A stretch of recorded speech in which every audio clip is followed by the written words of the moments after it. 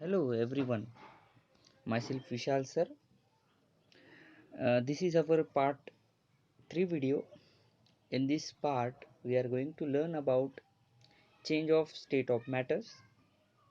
After that, we will see condensation or liquefaction, sublimation, freezing point, evaporation, factors affecting on evaporation.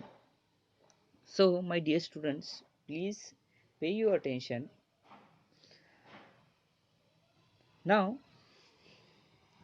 we will see the points, all points one by one, with the help of AV also, audio video also. Okay, so change of state of matter. Our first point is change of state of matter. Matter can change their states. Yes, obviously we know that. In front of we, one example in our daily life happens, that is solid converts into water, water converts into vapors. Okay, so what is it? It is interconversion of state of matter. It is called interconversion of state of matter. So we will see the definition. Change of state of matter, the phenomenon of change from one state of matter to another.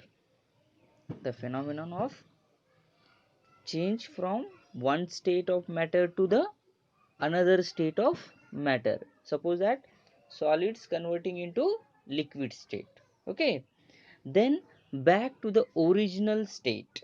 Then back to the original state is called the interconversion of state of matter. Interconversion of state of matter, the phenomenon which change one state to the another state and coming back to the original position, original state. That change, that phenomena is known as interconversion of state of matter. So matter can change its state. We know that. Why I am saying that matter can change its states? Because solids, suppose that we are providing heat to the solid, it converts into liquid. Okay, and again I am providing heat to this liquid, it means water. Okay, it will converts into the water vapors. And if I am cooling that water vapors, it means condensation. Okay, then it will comes back again into the liquid state. If I again cooling it, then it will reach to the freezing point and it becomes what? Solid, that is ice. Okay, so solid as ice here in this example, liquid as water, gas as water vapor. Okay, so I can write, or we can write, solid state.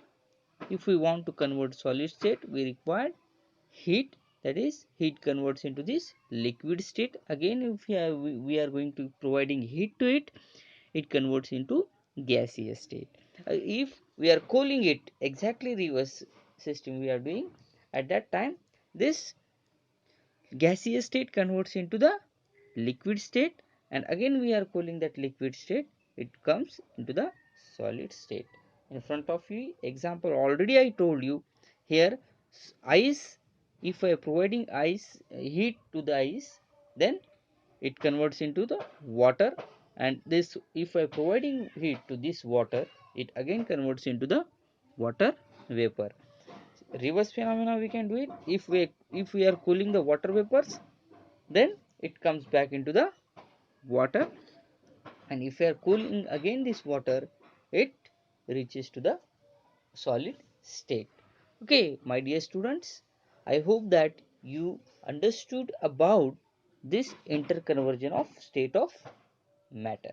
Now we are try to understand some terms with the help of AV, like uh, the terms are condensation or liquefaction, sublimation or freezing point, sublimation, freezing point, evaporation, and factors affecting on evaporation. So see it carefully, my dear students.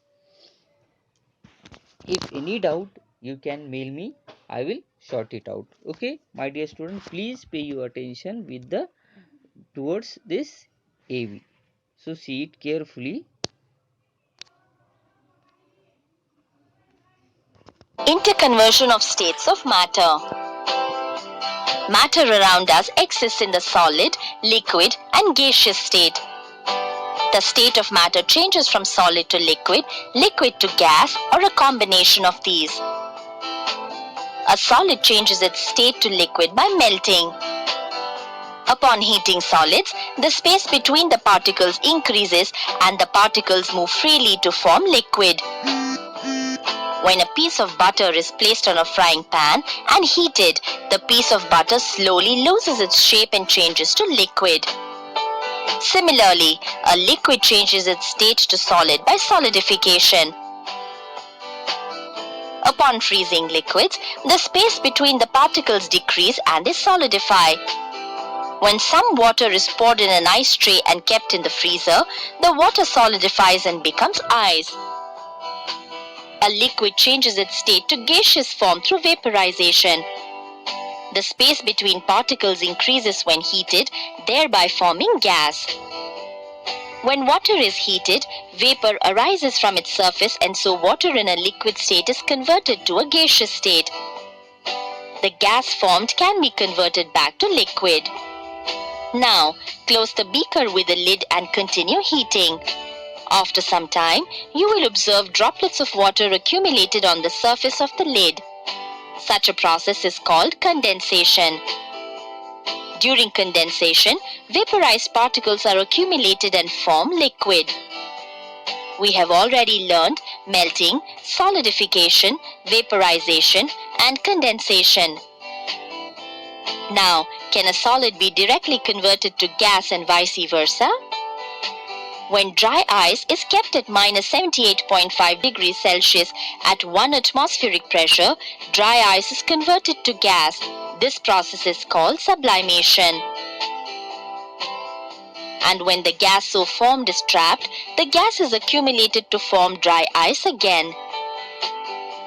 That shows that a solid can be directly converted to gas and vice versa.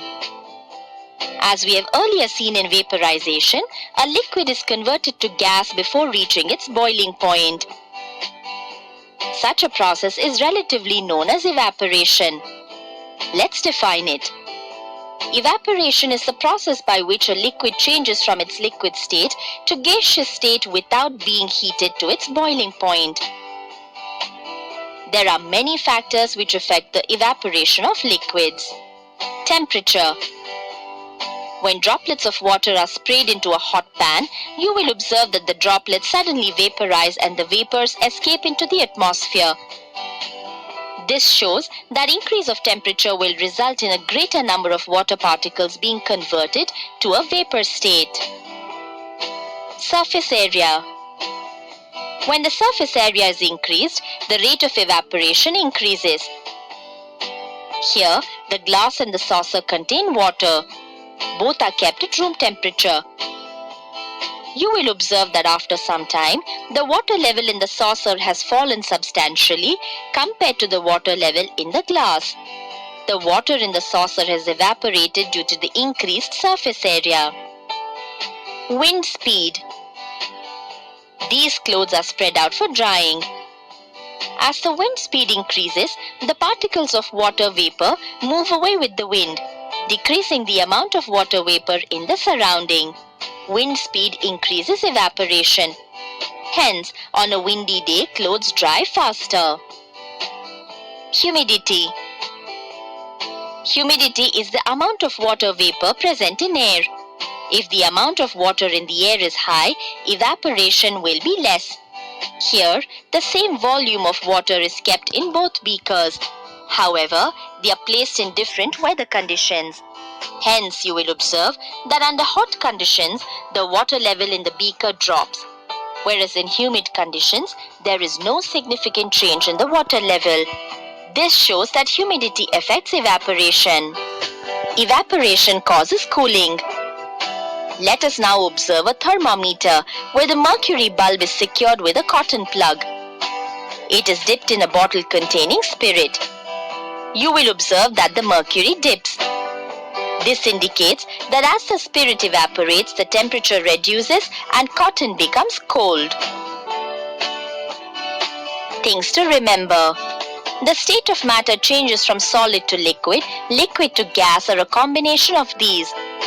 Solid changes its state to liquid by melting, and liquid changes its state to solid by solidification.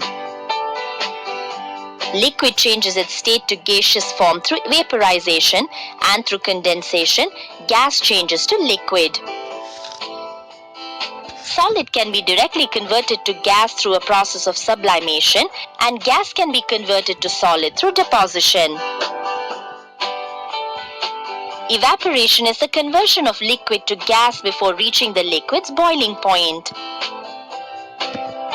Factors affecting evaporation are temperature, surface area, wind speed, and humidity.